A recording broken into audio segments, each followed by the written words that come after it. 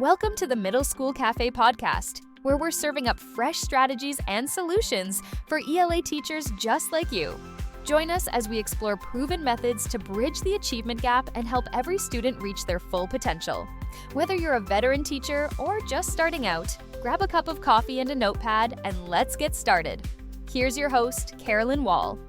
Hello, everyone, and happy summer. If you're not on summer break yet, hopefully you are getting close and starting to see the light at the end of the tunnel. As I'm recording this, I have about 3 weeks left, and all of the end of term busyness is definitely starting to pick up. This is actually my first year supervising college students all the way through graduation, and I have to say, it's been really exciting and inspiring watching them prepare to become teachers. Seeing how much they've grown this year and how passionate they are about education honestly gives me a lot of hope for the future. I was recently in a conversation with one of my students about classroom culture and what it really means to create a culture of reading. We started talking about the difference between a classroom where the teacher clearly values reading and a classroom where students actually begin to value reading too. And I think that's such an important distinction because those are not always the same thing. I think most ELA teachers value reading. Most of us genuinely care about books and literacy and helping students grow. But students don't automatically feel that just because we say reading is important, students experience classroom culture through what consistently happens around them. Through routines, through conversations, through the atmosphere in the room. When I think about classrooms that truly feel like reading classrooms, I think about classrooms where reading feels normal. Students talk about books naturally. Teachers reference reading in casual conversation. Students recommend books to each other while class is starting or while they're packing up at the end of class. Reading doesn't feel like a separate activity that only happens during independent reading. It feels like a regular part of the class conversation. I think that's one of the biggest differences between classrooms where reading is simply part of the curriculum and classrooms where reading becomes part of the culture. In one classroom, reading mostly exists through assignments, quizzes, and required tasks.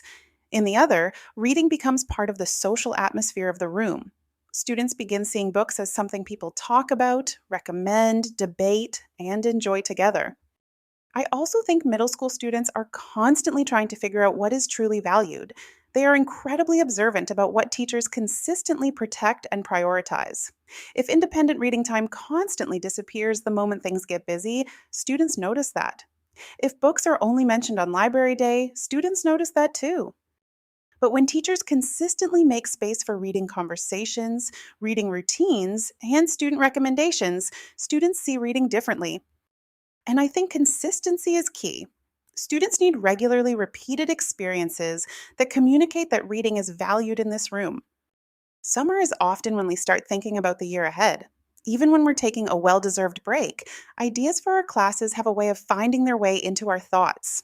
We start thinking about classroom organization, seating charts, first week plans, procedures, pacing guides, and all of the things we need to prepare before students arrive. And obviously, those things matter. But this conversation asks us to think about something a little different. What do we want students to experience when they walk into our class?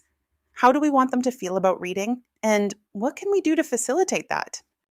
When I think about the strongest reading cultures I've seen, I don't think students would describe them by talking about class routines or specific reading activities.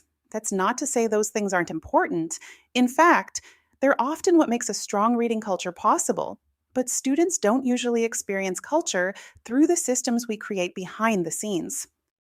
If you ask students what made those classes feel different, I think they would talk about how they felt.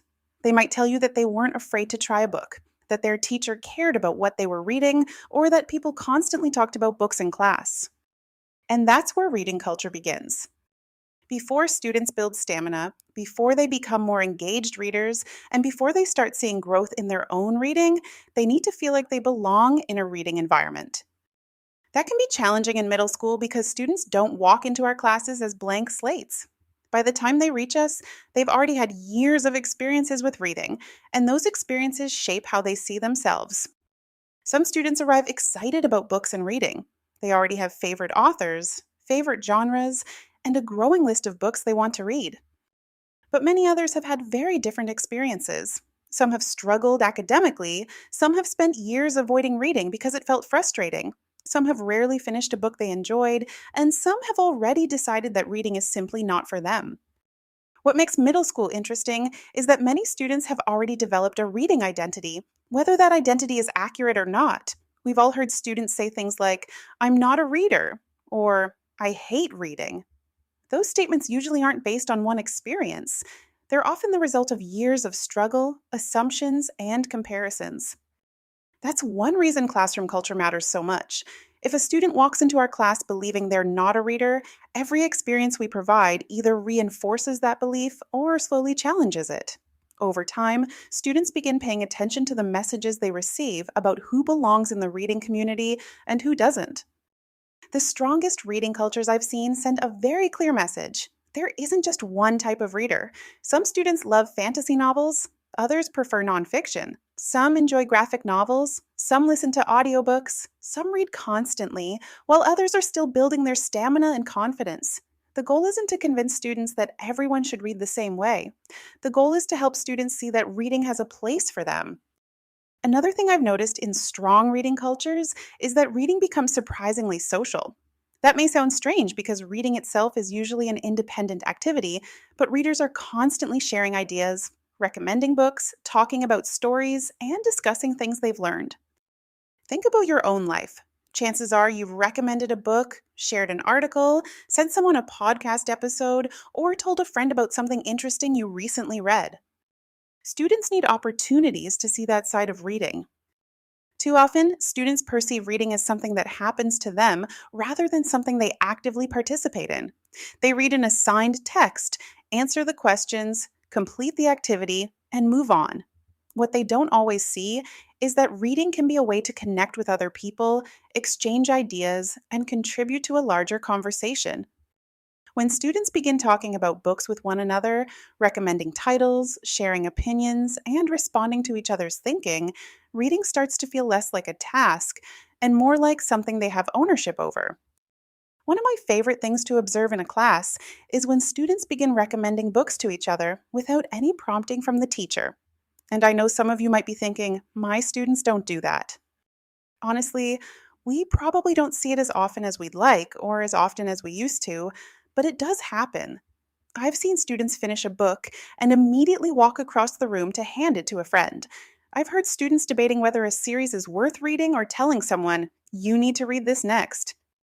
Those moments may seem small, but they tell us something important. Reading is no longer just an assignment, it has become part of the classroom community. And that's where culture becomes visible. Not because students are completing reading logs or answering comprehension questions, but because they're interacting with books the way real readers do. They're sharing experiences, exchanging ideas, and building connections around reading. That social component also plays an important role in confidence. Students are far more willing to take risks when they feel safe. They're more willing to stick with a challenging text, participate in a discussion, or ask for help when they need it. When students believe growth is possible, they approach reading differently. Over the years, one thing I've learned is that confidence often comes before achievement. Students who believe they can become readers are much more willing to do the work required to become readers. That's one reason you'll hear me talk so often about the importance of early successes. Those early successes do more than build confidence. They also help establish trust. When students experience success early in the year, they begin to see their teacher as someone who values them, believes in their potential, and genuinely wants to help them grow. That's especially important for students who may have struggled in the past or who walk into our classes already doubting themselves as readers. That's why some of the most important growth we see isn't always reflected in the test score or assessment. Sometimes it's the student who voluntarily picks up a second book. Sometimes it's the student who reads for 15 minutes without giving up. Sometimes it's the student who stops saying, "I hate reading." And if you're listening and thinking, "Okay, this all sounds great, but what do I actually do to create that kind of environment?" I think that's the question most of us are really asking. Because reading culture isn't something we can hang on a wall or check off a list. It has to show up in the everyday experiences students have when they walk into our class. When I think about creating a culture of reading, I keep coming back to the student experience. What do students experience when they walk into our room? What messages are they receiving about reading? Do they feel like their opinions matter? Do they have opportunities to talk about books? Do they see reading as something people genuinely enjoy, or does it only exist when there's an assignment attached to it? Those are the questions to think about because students are constantly trying to figure out what is valued in a classroom. Not necessarily what we say is important, but what is seen and observed as important. I think sometimes we assume culture is built during the big moments. Maybe it's the first week of school, the launch of independent reading, a special project, or a major unit. And those moments certainly matter. But when I look back on the strongest reading cultures I've seen, they weren't built because of one particular lesson or activity. They were built in the ordinary moments. They were built when the teacher remembered what a student was reading and asked about it a week later. They were built when students had opportunities to recommend books to each other. They were built when reading time was treated as something worth protecting. They were built when students had regular opportunities to share their thoughts and opinions without worrying about finding the perfect answer. None of those moments are particularly dramatic by themselves. In fact, if you looked at them individually, they probably wouldn't seem all that significant. But over the course of a school year, they add up. That's really what culture is. It's the accumulation of experiences students have day after day, and the sum of those experiences shape their beliefs. Students begin believing that reading has value. They begin believing that their opinions matter. They begin believing that readers belong in this classroom. And perhaps most importantly, they begin believing that they can be readers too. I think that's why creating a reading culture requires us to think beyond activities and lessons. As teachers, we spend a lot of time thinking about what we're going to teach and how we're going to teach it. But students often remember something different. They remember how they felt in your ELA class. They remember whether reading felt like another task to complete or something they could genuinely engage with. Years from now, most students won't remember every novel they read or every reading assignment they completed, but many of them will remember whether they felt successful. They'll remember whether they felt seen. They'll remember whether reading felt frustrating or enjoyable, whether their ideas mattered, and whether they felt like they belonged. As you spend time this summer thinking about the year ahead, maybe that's the question worth coming back to. What do you want students to experience when they are in your class? Not just what do you want them to learn, but how do you want them to feel? As we wrap up today, I think it's worth circling back to where we started.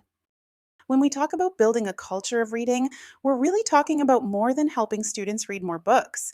We're talking about helping students see themselves as readers. That's why this conversation is so important. Reading culture isn't just about encouraging independent reading. It's about creating experiences that help students believe they belong in a community of readers. It's about helping students discover that their opinions have value, that growth is possible, and that reading is something they can participate in rather than something that simply happens to them. As teachers, we can't control every reading experience students have had before they walk into our class. Some students will arrive excited about books, while others will arrive carrying years of frustration and self-doubt. But we do have an opportunity to influence what happens next. We have an opportunity to create an environment where students feel safe taking risks, sharing ideas, and growing as readers. And over time, those experiences can begin to change the way students think about reading and the way they think about themselves.